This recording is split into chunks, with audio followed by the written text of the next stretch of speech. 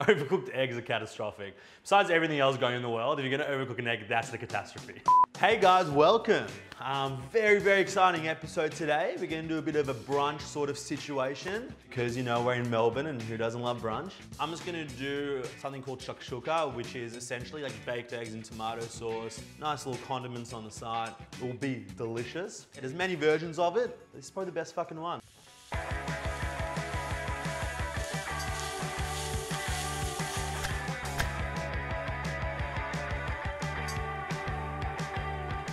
So the first thing we want to do is get our pan on. A medium heat will be very good.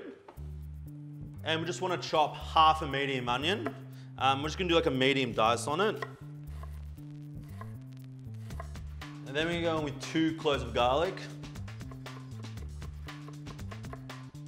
Rightio, we're going to go in with about a tablespoon of olive oil, or 2.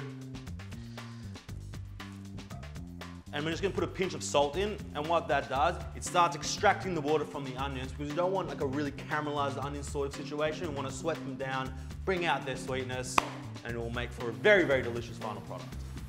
Once the onions are sweating, we're gonna chop our tomatoes. We've got about 1 kilo of tomatoes here. Some recipes you'll see, they're gonna want you to use tinned tomatoes, which again is fine. It's probably worth chopping these tomatoes. It just makes for a much better product. You're not gonna get that acidic sort of taste. Right, so these tomatoes, just cut it down in half lengthways, and then cut it in half again, and then depending on how big the tomato is, put like 2 cuts through it, so you just sort of get this sort of medium dice of the tomato. So now we've got our onions at a point where there's like a tiny bit of color on them, they're soft, they're sweet, and the garlic is not burnt, so that's a very good thing. We're gonna hit it up with a teaspoon of cumin and a teaspoon of coriander, and we just want to toast them off in the pan for a little bit. And we don't want it to reek of cumin and coriander, but this sort of gives a really nice sort of background depth to the dish. And now we can go straight in with our tomatoes. Just like that. Add a pinch of salt, obviously for seasoning, but again, that starts getting the water out of the tomato and it's gonna make it into a nice homogeneous sauce. And we're gonna crank it up pretty high and then get a lid and pop it on. And we're gonna bring it up to a boil, should take about 5 to 7 minutes, and then we're gonna simmer it from there. And now we're gonna make a little celery condiment. We're gonna need a bit of spring onion, a bit of celery, a large green chili that isn't too spicy, and just some parsley, stalks and all. In the hospitality industry, we like to call this a brunoise, which is a fine dice, but potentially mine isn't fine enough. So, but luckily for me, I don't have a chef screaming over my shoulder, so that's fantastic. And with this green chili, I'm just gonna cut it in half lengthways and then scrape the seeds out. Otherwise, it'll be a bit too spicy, but if you like it really spicy, then keep the seeds in. With the spring onion, we're just gonna cut it in half lengthways, and then we're just going to do a little, as fine as you can. The smaller and the more even it is, the more refined it we're going to look, and then you can get your friends over for brunch and you'll impress them, and maybe you'll make more friends subsequently. And with the parsley, I like to use the stalks in this because it gives a nice sort of textural crunch.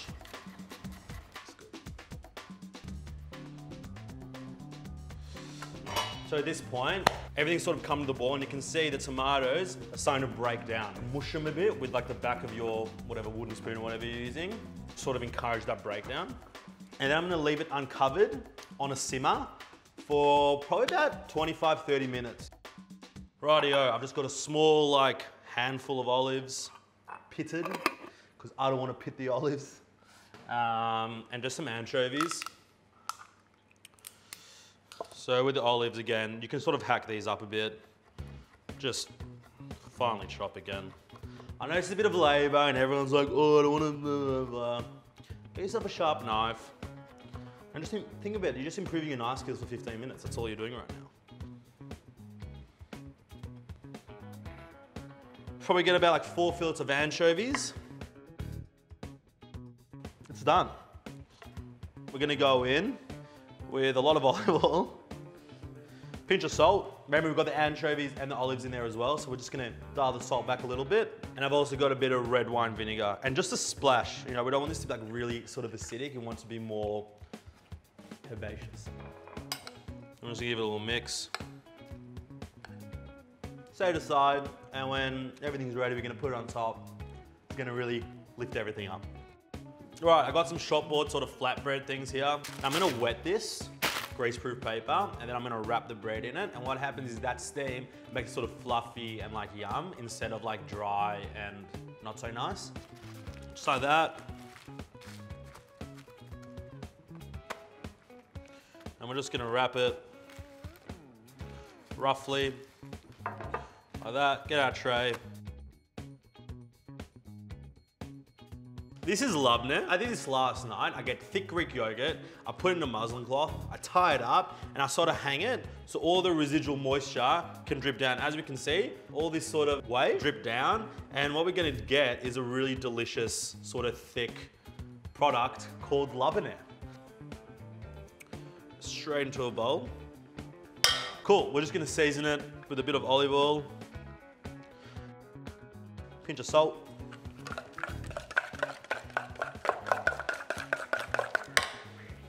At this point, our shakshuka is reduced for about 30 minutes. Sometimes if you get like really underripe tomatoes, you might need to put like a tiny bit of sugar in, like a teaspoon in, just to bring that sweetness out. Of course, you don't want to be tasting the sugar because that would be very pleasant. What we're looking at here is a sauce for sure, but it's reasonably thick. As you can see, there's not a lot of residual liquid on the bottom of the pan.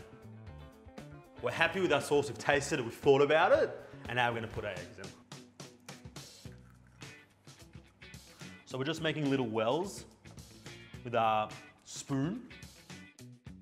Just don't break the fucking yolk, because anyone who's gonna get a broken yolk egg is gonna have a bad experience. So just put a bit of care into it, just think about it. At this point, we wanna get a lid on, just because you wanna steam that egg a little bit, and don't put the flame on too high. I have it at a bit of a low medium heat, because there's a high risk that the bottom will burn, and you're gonna ruin everything you've done in the last 45 minutes. So put a lid on, low heat, be patient, between probably like 4 to 6 minutes. Overcooked eggs are catastrophic. Besides everything else going in the world, if you're gonna overcook an egg, that's the catastrophe. We've got our bread, it's been in on 200 degrees for about 8 minutes. And over here, what we've done is, we've got a crispy top, and we've got a nice sort of fluffy inside.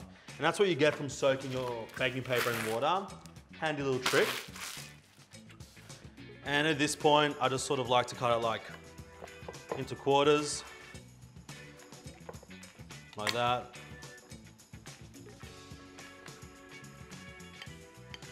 Put some olive oil on top, bit of salt. What I've got here is za'atar. It's a traditional Middle Eastern blend. And I'm just gonna sprinkle on top. You can get it from like some health food shops, Middle Eastern grocers. If you don't have it, don't worry about it. A bit of olive oil on this will be delicious. Look at these bad boys. So this is what we're looking for here. We can see, like, we've still got a bit of room in the yolk. And we're just gonna get a bit of salt and just put it on the yolks. We've got our condiment.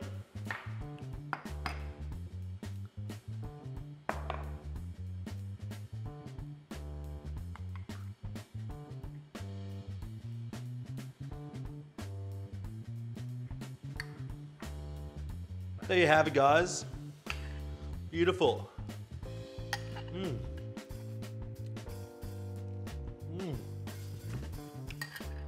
$45 Melbourne Cafe.